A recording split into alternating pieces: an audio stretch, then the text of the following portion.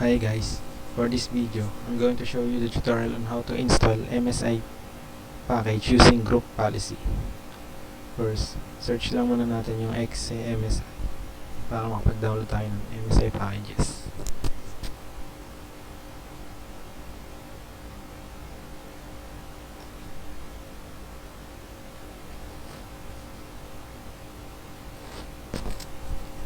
Once na nandito na tayo sa website, click lang natin dito sa docs, then click popular MSI packages.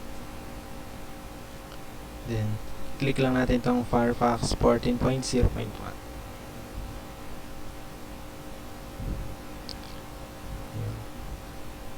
Wait lang natin siya matapos mag-download.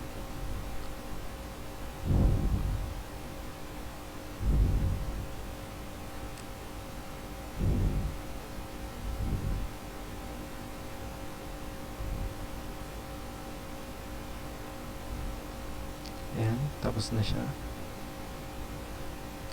Next naman na gagawin natin is open natin yung VMware dito, then create folder tayo dito,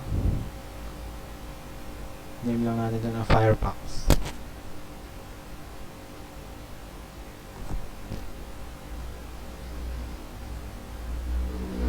Then after nun, click lang natin yung dinownload natin.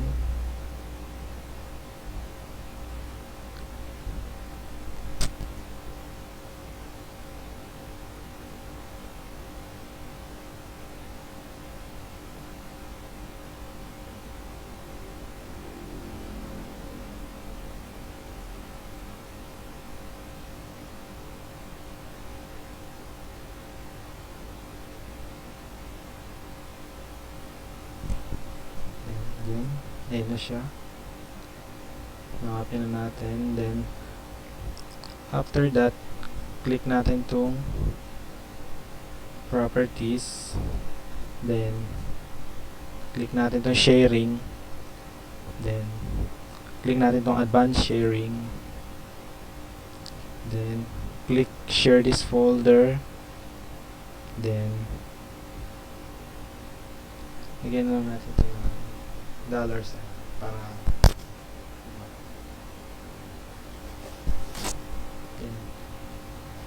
click apply, then okay.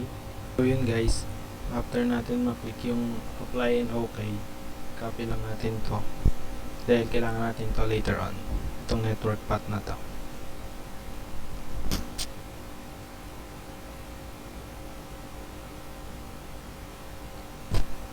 Then close natin.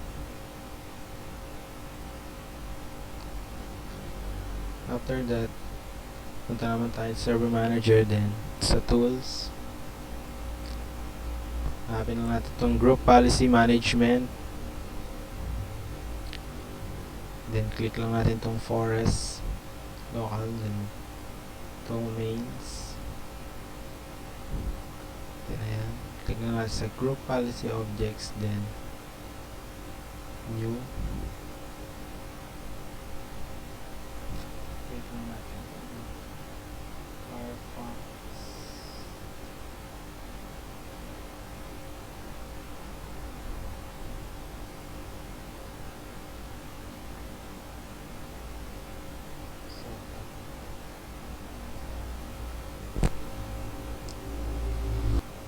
Click natin na okay.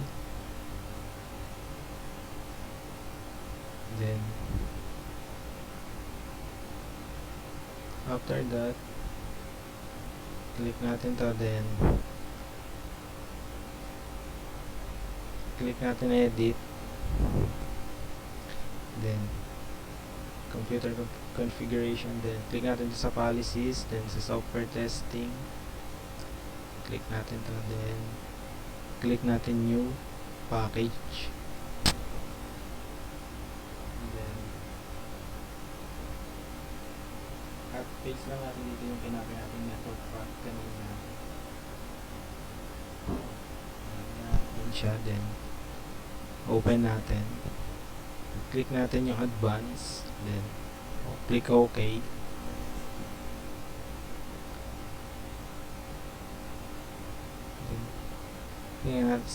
click natin sa deployment, then check natin tong uninstall this application when it falls out. Then okay.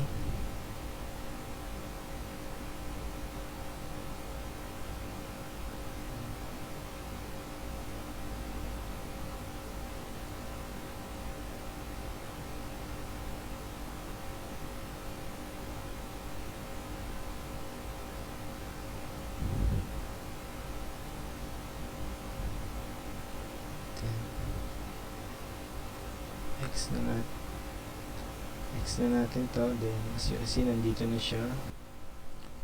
So yun, after natin mailagay itong Firefox setup, click naman natin dito sa may domain, sa domain, then click natin itong link an existing GPO, then click natin itong Firefox setup, then click OK.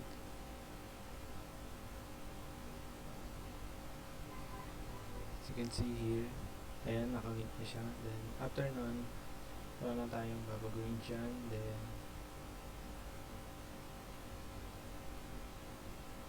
restart na natin.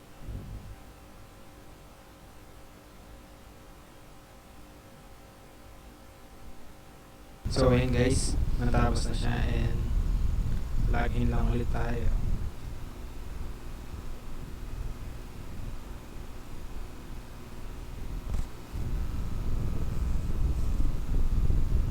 Next step na gagawin natin is i-update natin siya sa CMD using command prompt. Wait lang natin mag-loading.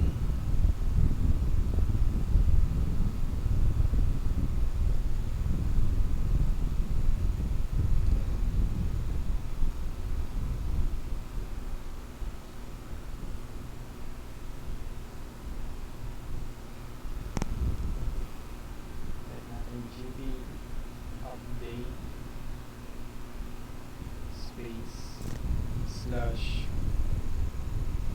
/force, then enter. Wait lang natin siya mag-update.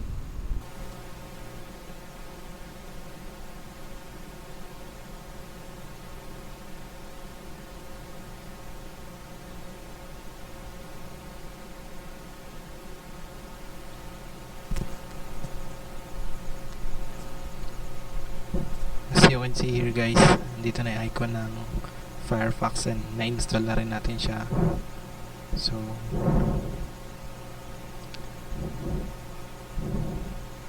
yun lang for this video. Hope you enjoy it, and I'm Rafael Angelo. Thank you for watching.